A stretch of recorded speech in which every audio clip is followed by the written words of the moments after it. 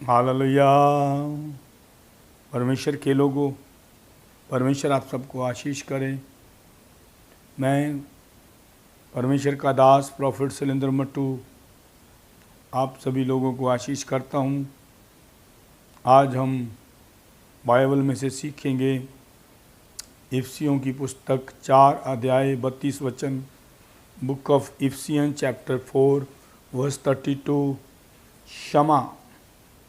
क्षमा एक ऐसा शब्द है जिसके पीछे बहुत बड़ा ग्रेस मसा उनाइंटिंग है। जिस मनुष्य में, जिस सेवक में, जिस विश्वासी में क्षमा का आत्मा नहीं है, वह बहुत सारी आशीषों से वंचित रह जाता है। इफिसियों की पुस्तक 4 अध्याय जब हम 32 वचन पढ़ते हैं तो बाइबल हमें ऐसे सिखाती है जी।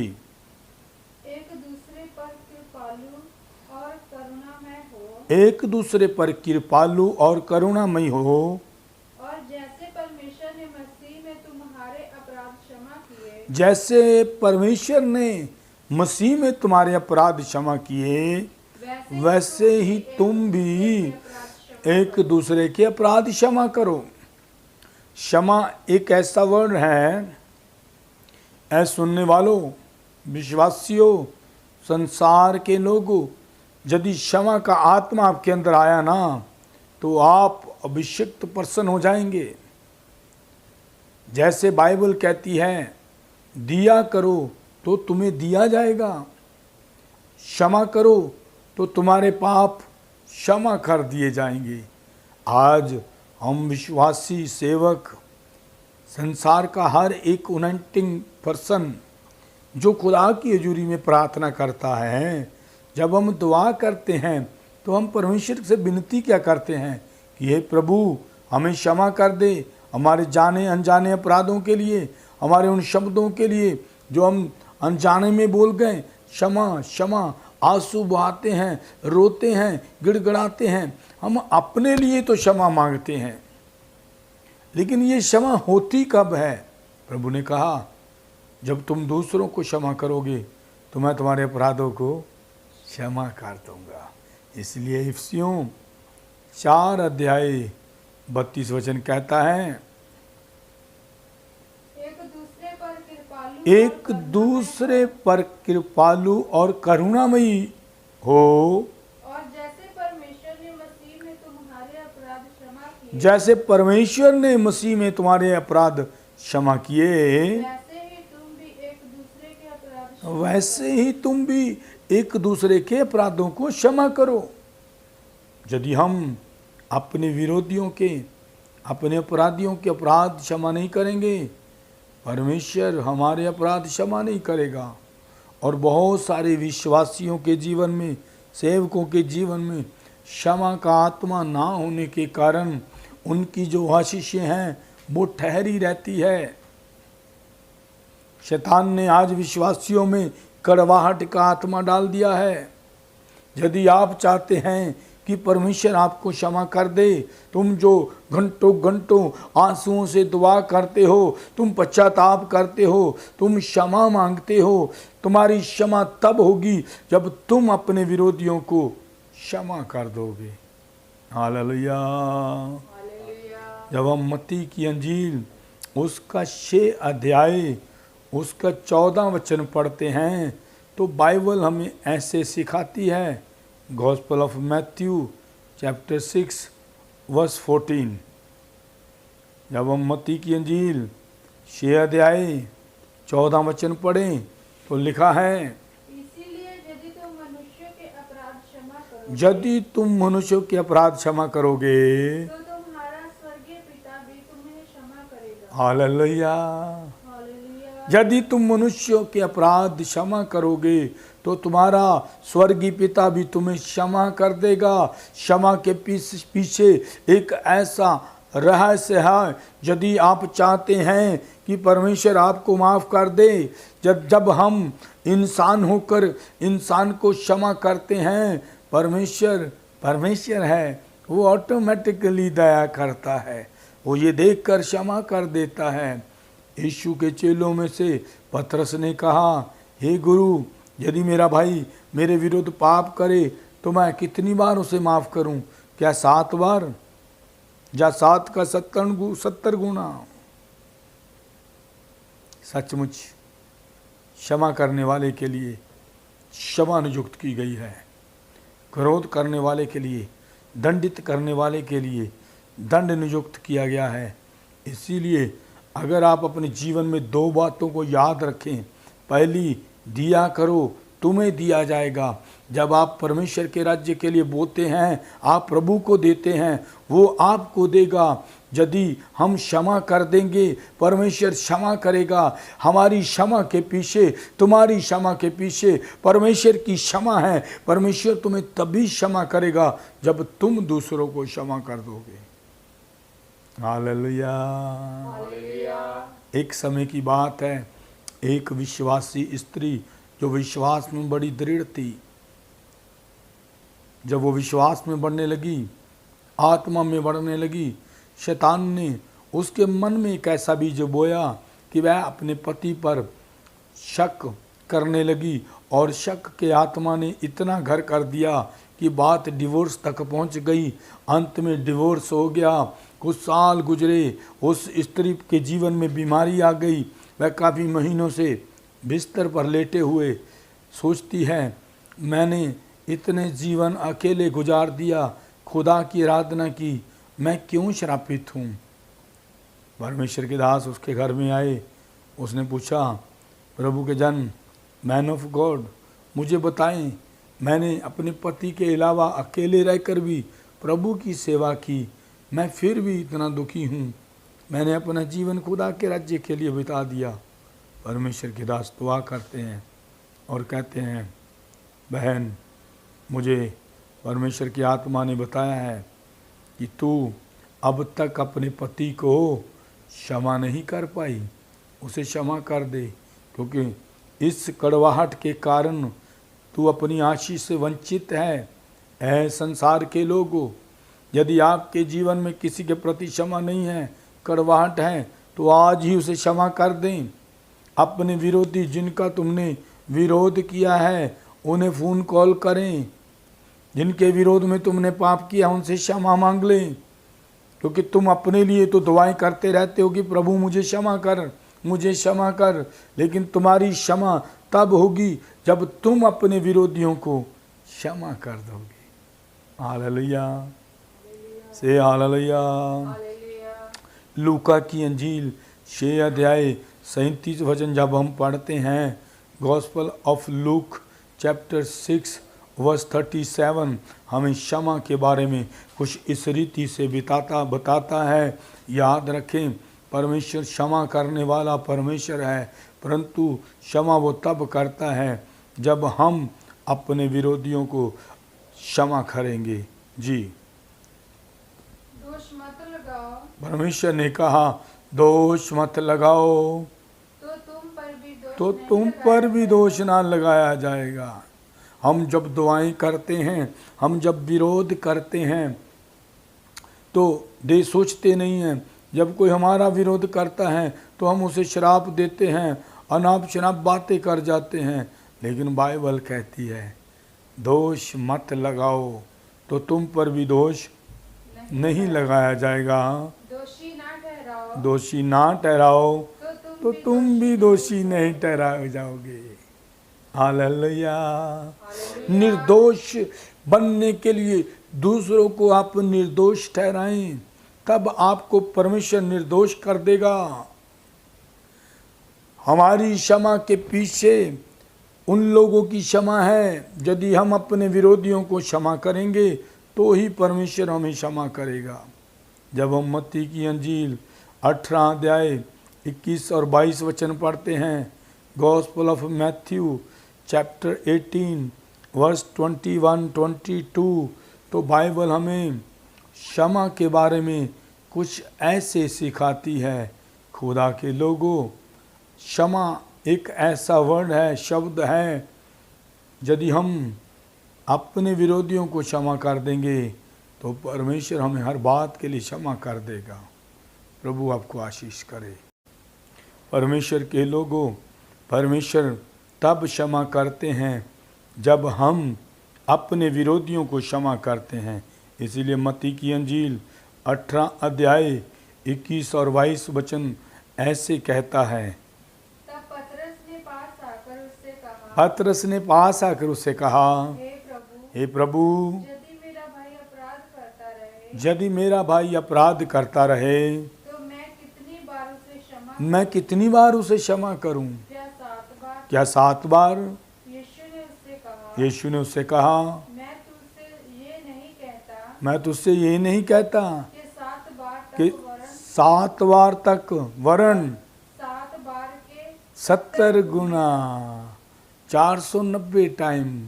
यीशु ने कहा, तुम अपने भाई को जो बार बार तेरे प्रति पाप करता है उसे 490 टाइम 490 टाइम माफ़ कर सकते हो।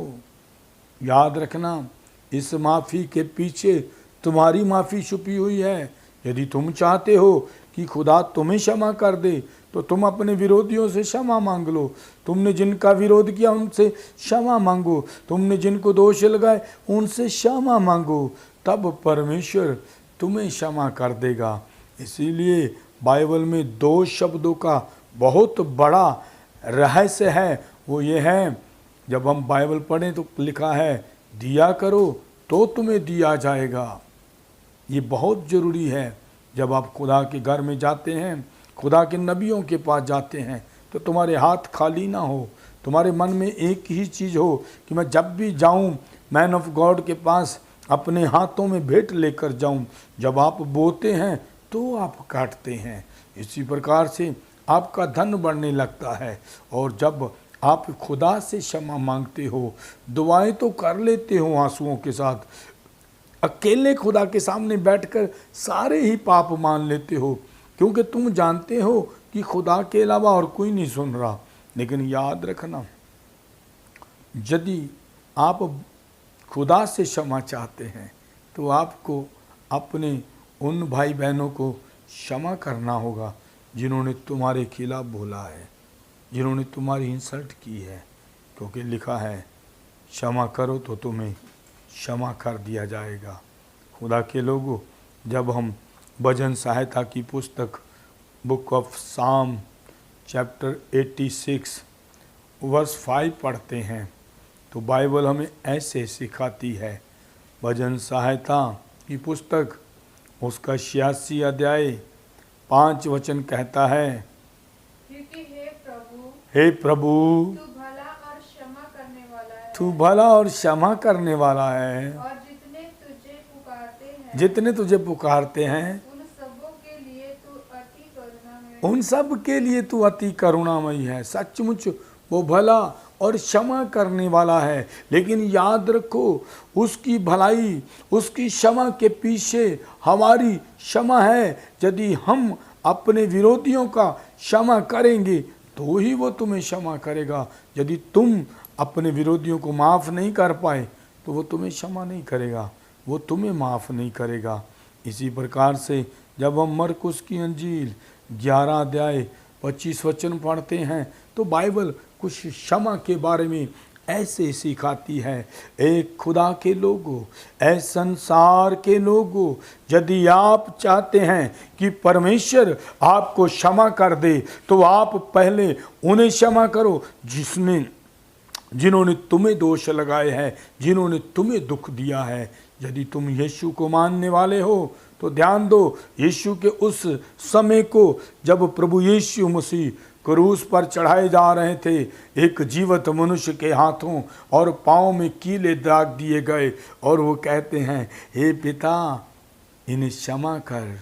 उस क्षमा के कारण यीशु मसीह की मिट्टी के शरीर में ऐसी सामर्थ्य हुई कि वह शरीर 3 दिन से ज़्यादा कब्र में ना टिक सका, कब्र खुल गई और यीशु कब्र से बाहर आ गए। क्षमा की ऐसी सामर्थ है, जब आप क्षमा कर देंगे अपने उन विरोधियों को, उन लोगों को जिन्होंने तुम्हारी इंसल्ट की है, जिन्होंने तुम्हें अपशब्द कहे हैं, जब तुम उन्हें क्षमा कर दोगे, परमेश्वर तुम्हें हर बात में क्षमा कर देंगे, क्योंकि वो मनुष्य नहीं, वो परमेश्वर है।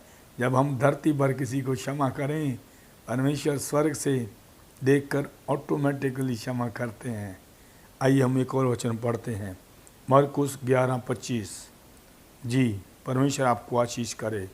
और जब कभी तुम खड़े हुए प्रार्थना करते जब कभी तुम खड़े हुए प्रार्थना करते हो, तो यदि तुम्हारे मन में किसी के प्रति कुछ विरोध हो, यदि तुम्हारे मन में किसी के प्रति कुछ विरोध हो, तो क्षमा करो, तो क्षमा करो, इसीलिए तुम्हारा स्वर्गीय पिता भी तुम्हें अपराध क्षमा इसीलिए कि तुम्हारा स्वर्गीय पिता भी तुम्हारे अपराध क्षमा कर देगा। भाइयों बहनों, संसार के लोगों, परमेश्वर के लोगों, यदि तुम्हारी लाइफ में क्षमा नहीं है तो फिर तुम खुदा से इतनी इच्छा क्यों रखते हो कि वो तुम्हें क्षमा करे। इसलिए यदि आप खुदा से क्षमा की अभिलाषा रखते हैं तो परमेश्वर के वचन को अपने जीवन में पूरा करें। भजन सहायता 32 जब हम एक वचन पढ़ते हैं, बुक ऑफ साम चैप्टर 32 वर्स 1 इस प्रकार से कहता है कि जब तुम क्षमा की अभिलाषा रखते हो तो परमेश्वर भी तुमसे कोई इच्छा रखे हुए हैं, परमेश्वर भी मुझसे कोई इच्छा रखे हुए हैं। इसीलिए तो प्रभु ने कहा, दो तो तुम्हें दे दिया जाएगा। आज बहुत सारे लोग ना बोने के कारण काट नहीं पाते।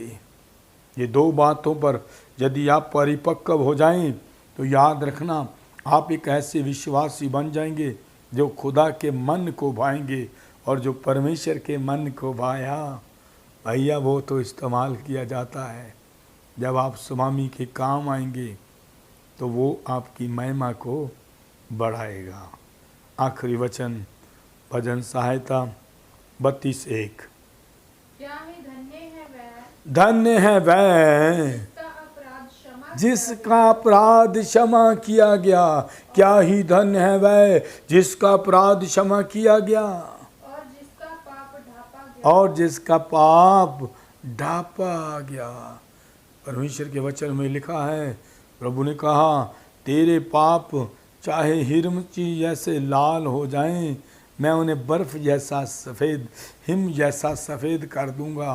भाइयों बहनों, परमेश्वर के लोगों, यदि आप चाहते हैं कि जिंदा खुदा आपके अपराधों को क्षमा कर दे तो फिर उसके वचन को पूरा करें, क्योंकि वो कहता है क्षमा करो तो तुम्हें क्षमा कर दिया जाएगा। यदि तुम्हारा झगड़ा तुम्हारे किसी भाई बहन के साथ हो तो पहले जाके उससे सुलह कर ले, फिर मेरे घर में भेंट लेकर आना तो तेरी भेंट ग्रहण की जाएगी।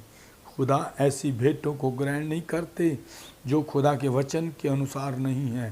तो जब आप वचन के अनुसार जीने लगेंगे, परमेश्वर आपके जीवन के रास्तों को खोल डालेगा, क्योंकि मत्ती 6:15 ऐसे कहता है, gospel of Matthew chapter 6 verse 15 में लिखा है कि परमेश्वर तुम्हें कैसे क्षमा करेगा, क्षमा का आत्मा कैसे मिलेगा, क्षमा का वरदान कैसे मिलेगा। ओ खुदा के लोगों, खुदा के वचनों को अनसुना ना करो, इन पर चलने की कोशिश करो। मत्ती की अंजील 6:15 वचन। और यदि तुम मनुष्यों के अपराध क्षमा ना करो, लिसन टू मी केयरफुली, यदि तुम मनुष्य के अपराध क्षमा ना करोगे तो तुम्हारा पिता भी तुम्हारे अपराध क्षमा ना करेगा। फिर तुम्हारा पिता भी तुम्हारे अपराध क्षमा ना करेगा।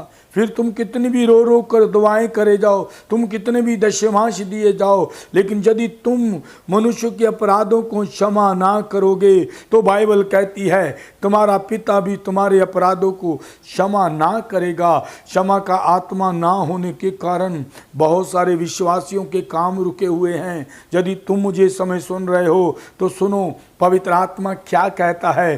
पहले अपने पाप का पश्चाताप कर लो, पहले खुद क्षमा मांगो, उन भाई बहनों से जिनके विरोध में तुमने पाप किया है। फिर परमेश्वर के पास क्षमा मांगना। जब तुम अपने भाइयों को, अपनी बहनों को क्षमा कर दोगे जिन्होंने तुम्हारा विरोध किया है, तो फिर परमेश्वर भी तुम्हें क्षमा कर देगा।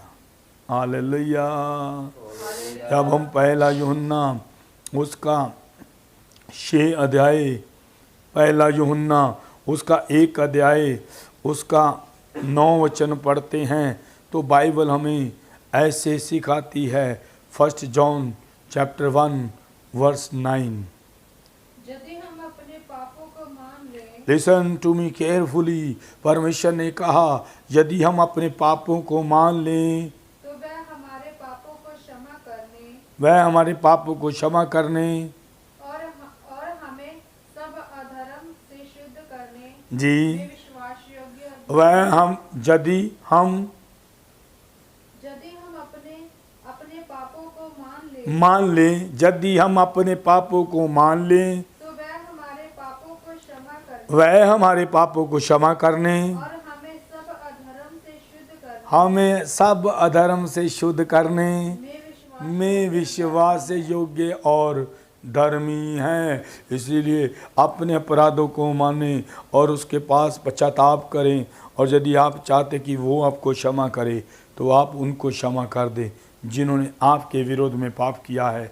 फिर एक ऐसा रहस्य है इसके अंदर, जब आप अपने विरोधियों को क्षमा कर देंगे परमेश्वर तुम्हें क्षमा कर देंगे, और क्षमा के द्वारा तुम स्वर्गीय जीवन को पाओगे, तुम्हारा घराना आशीष पाएगा। परमेश्वर तुम्हें आशीष करे। क्षमा के आत्मा के ना होने के कारण बहुत सारे विश्वासियों के जीवन की आशीषें रुकी हुई है। बहुत सारे लोग ऐसे हैं, तुम जो दुआ भी कर रहे हो, दशमांश भी दे रहे हो, परंतु कहीं कहीं तुमने क्षमा नहीं किया लोगों को, अपने विरोधियों को माफ़ नहीं किया है। उसके कारण तुम्हारे जीवन पर कर्ज है, श्राप है। परमेश्वर तुम्हारे हर श्राप से, हर बंधन से तुम्हें आज़ाद कर दे। आइए हम प्रार्थना करें। धन्यवाद पिता, सचमुच आपने जो अपने पवित्र आत्मा को भेजकर हमसे बातें की है, प्रभु आप चाहते हैं कि हम अपने विरोधियों को क्षमा करें। तो यदि हम अपने विरोधियों को क्षमा करते हैं तो आप भी हमें क्षमा कर दे। ये कहकर दुआ करें, परमेश्वर तुम्हें क्षमा कर देगा। परमेश्वर तेरे जीवन के बंद रास्तों को खोलेगा। तुम और तुम्हारा घराना आशीष लाओगे। फिर तुम्हारे पास रखने को जगह कम होगी। Hallelujah, thank you father. पिता हम धन्यवाद देते हैं आज की इस वचन के लिए, आज के इस समय के लिए। इतने लोगों ने सुना वह आशीष पाए, इस वीडियो को देखे वह आशीष का कारण हो जाए, यीशु मसीह के नाम से आमीन आमीन। परमेश्वर आप सबको आशीष करे। परमेश्वर के लोगों, मैं परमेश्वर का दास प्रोफेट शैलेंद्र मट्टू आप सबको आशीष करता हूँ। तुम जो हमें सुनते हो परमेश्वर के वचन को लेकर, परमेश्वर का ये वचन तुम्हारे जीवन के लिए आशीष लाए, तुम और तुम्हारा घराना आशीष लाओ। मैं आपको बताना चाहता हूँ, एवरी ट्यूसडे, थर्सडे और सैटरडे हम लोग फेसबुक पर लाइव रहते हैं। इवनिंग टाइम शाम को 6:30 बजे से 7:30 तक। इसके अलावा आप यूट्यूब पर जाकर हमारे खुद के चैनल को सब्सक्राइब करें, prophet Shailendra Mattu ministry channel. उन वीडियो को लाइक करें, शेयर करें और अधिक से अधिक लोगों तक पहुंचाएं, ताकि परमेश्वर का राज्य बढ़े और प्रभु को महिमा मिले। God bless you.